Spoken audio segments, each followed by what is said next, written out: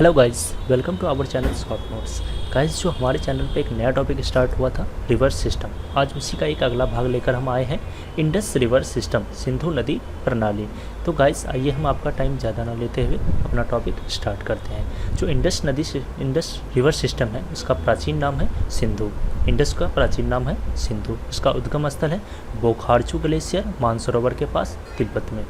तिब्बत में इसे सिंघी पखान एवं लायन माउथ के नाम से भी जानते हैं।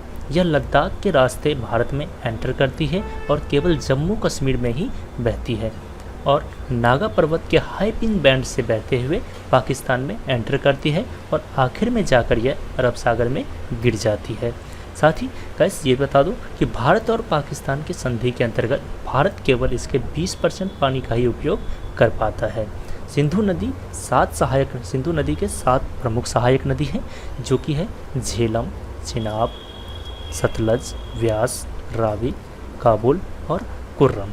आइए मैप के जरिए हम इसे क्लियर करते हैं। गाइस, आप मैप में देख रहे होंगे कि किस तरीके से नॉर्थ से मानसरोवर के पास से जब बोखारचू ग्लेशियर से होते हुए लद्दाख में एंटर करती है, और लद्दाख से होते हुए जम्मू कश्मीर से निकलते हुए जम्मू कश्मीर का जो हाई पिन पॉइंट है, नागा पर्वत का हाई पिन पॉइंट, वहाँ से पाकिस्तान में एंटर करती है और पाकिस्तान को ऑलमोस्ट 2 भागों में बांटते हुए अरेबियन सी में जाकर फाइनली गिर जाती है।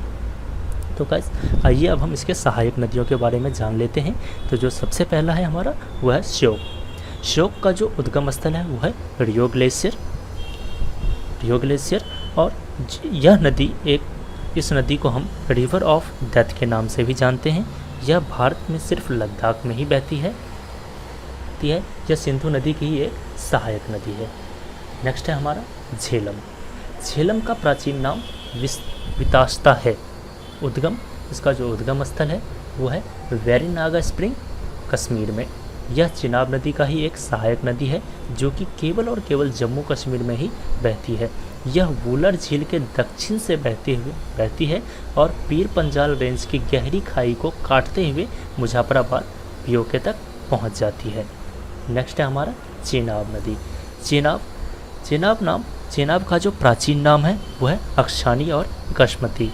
इसका उद्गम स्थल है बारालाचा पास, जो कि हिमाचल प्रदेश में है। हिमाचल प्रदेश में इसे चंद्रा और भागा के नाम से जानते हैं। It means Chandrabhaga. तो गाइस, ये जो चंद्रभागा है, ये 2 अलग अलग नदी है।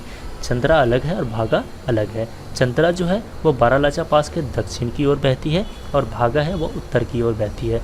यह दोनों आपस में आकर कैलांग के पास मिलती है और चेनाब नदी का निर्माण करती है। यह उत्तर में समानांतर पीर पंजाल तक बहती है और आगे चलकर पीर पंजाल की खाई को काटते हुए दक्षिण की ओर मुड़ जाती है और फाइनली जाकर सिंधु नदी में मिल जाती है। यह सिंधु नदी की सबसे बड़ी सहायक नदी है, जो जम्मू कश्मीर और हिमाचल प्रदेश में बहती है। इसके ऊपर जो फेमस पावर प्रोजेक्ट है वह है दुहास्ती, बगलीहर और Salal hydro electronic project. Next है हमारा रावी नदी। जो रावी नदी है उसका प्राचीन नाम है प्रोशिनी। इसका उद्गम स्थल है कुल्लू हिल्स, रोहतास के पास, जो कि हिमाचल प्रदेश में है। चेनाब की सहायक नदी है। यह 5 नदियों में से सबसे छोटी नदी है। जो 5 प्रमुख नदी है जो जम्मू कश्मीर में बहती है, उसमें सबसे छोटी नदी है। यह भारत पाक के बॉर्डर पर बहती है और पीर पंजाल और धौलागिरी रेंज दोनों के बीच से होते हुए उत्तर की ओर बहती है। नेक्स्ट है हमारा व्यास नदी। जो व्यास नदी है उसका प्राचीन नाम है विपासा, और उद्गम स्थल है व्यासकुंड, रोहतास के पास, जो कि हिमाचल प्रदेश में पड़ता है। यह सतलज नदी की ही एक सहायक नदी है। यह सिर्फ भारत में ही बहने वाली एक प्रमुख मात्र नदी है।